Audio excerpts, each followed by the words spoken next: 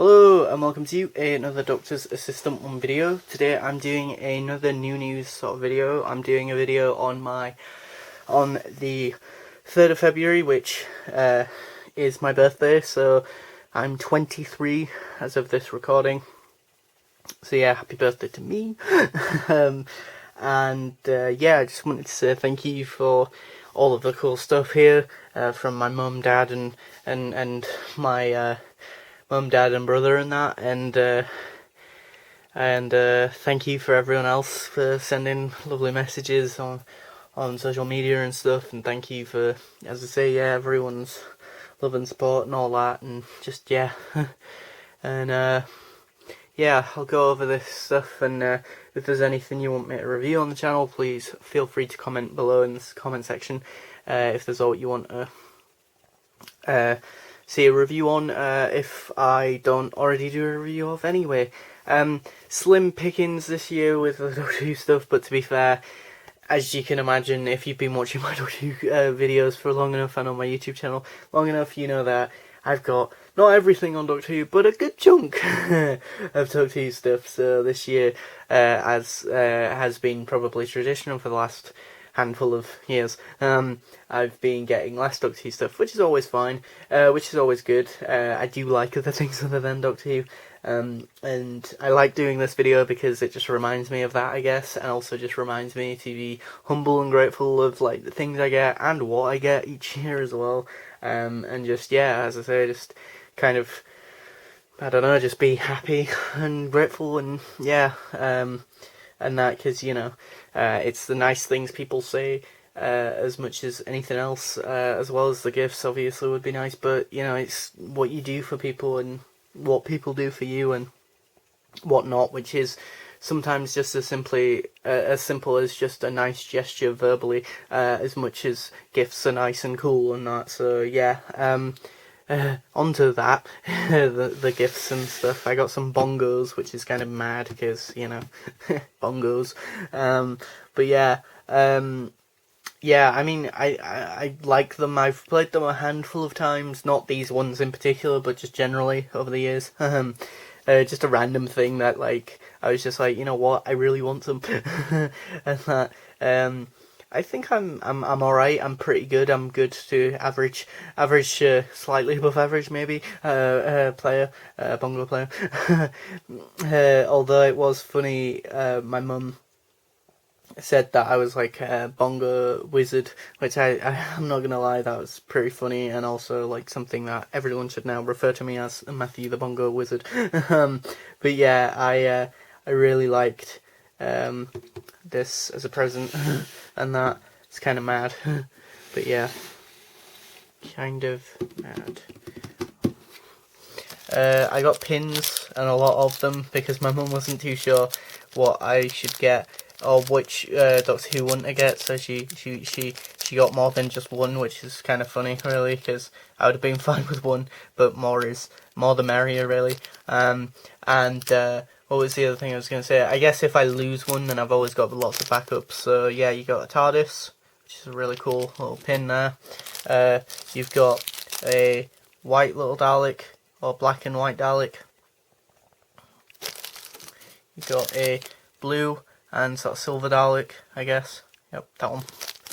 And then you've got a red and silver and black one. The camera decides to focus.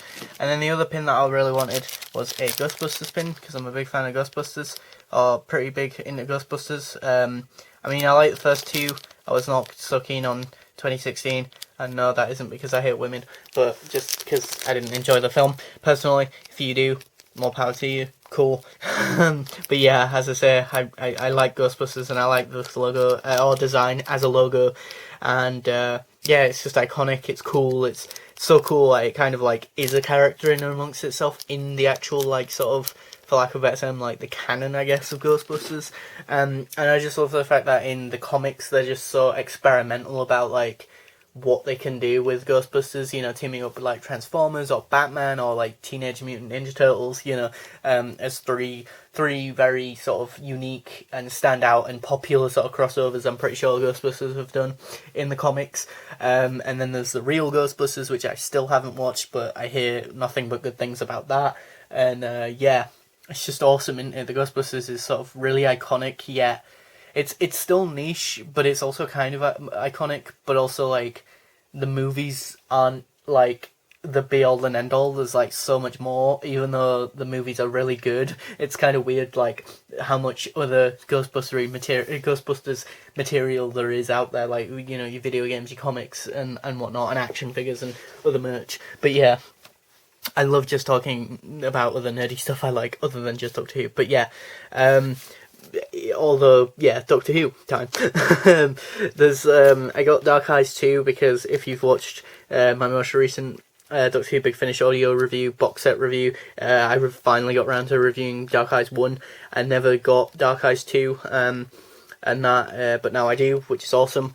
You know, very interested to see where they go with the second box set. I hear the third one is the weakest of the four, because again, originally they were only just going to do one box set, but it was so popular that they ended up doing more box sets.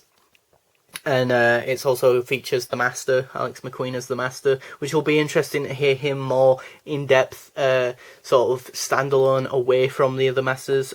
Wink, wink, nudge, nudge. I've been listening a little bit to the Masterful box set, so yeah, it'll be really interesting to finally actually hear him. Livchenko is, I guess, introduced in this box set for the first time. I guess I could be wrong about that. If I am, please do correct me in the comment section below. I was kind of confused. Molly O'Sullivan's arc or character arc I felt complete, but again, she's here for the ride in the next box set, so I am curious to see what the hell they actually do with the next box set, and I'm glad that it's not just Nicholas Briggs doing the Nicholas Briggs doing all the stories, so it'll be interesting to see like his story versus other people's story as well, and what's what and that. And I looked through all the covers, and all the covers are pretty cool too. I'll put that aside somewhere. A TV show called Uncle, season 1, 2 and 3, which is just great. I do love this show a lot more than I probably should. It means a lot to me on a personal level, because it kind of like the two main characters kind of remind me of myself and my brother. And that, and yeah, it's on Netflix, but it was originally a BBC Three series. It's really funny. It's like a dark comedy to be fair. So it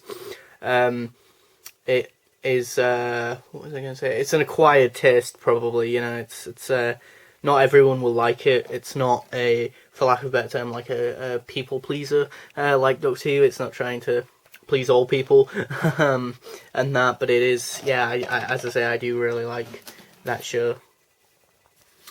I got Doctor Who wise again, I got Macra Terror, because I wanted one of the animation DVD things, because I've not got any of them. I've not got Power of the Daleks, is it? I've not got any of the full animated Doctor Who episodes until now, obviously. I think the closest I've got is The Invasion, which is partly animated, and that's about it. You know, like a handful of the parts are, as I say, animated, and then the rest is live action. Whereas this is completely animated and that, and then you get the option to put it in black and white and stuff, which is cool. So I will be doing a review of this on the channel, as well as Dark Eyes 2 at some point. Jojo Rabbit, really funny film, really enjoyed that film. Can't wait to watch it again. I only watched it once, I've only seen it once up in Scotland when I was up there with my Uncle James and cousin. And that was back, bloody hell, that was back end of 2019 now. Sort of November, December time, 2019, so yeah. Kind of mad, because that feels like 1,000 years ago. How sad and weird is that? Anyway, yeah. So I would have been like 21 then? Yeah, holy shit, I'm 23 now. Anyway, Doctor Who book, The Time Lord Victorious, The Knight, the Fool and the Dead.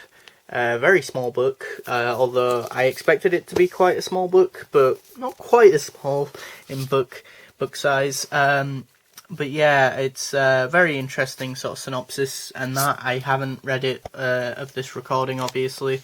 And what was the other thing I was going to say?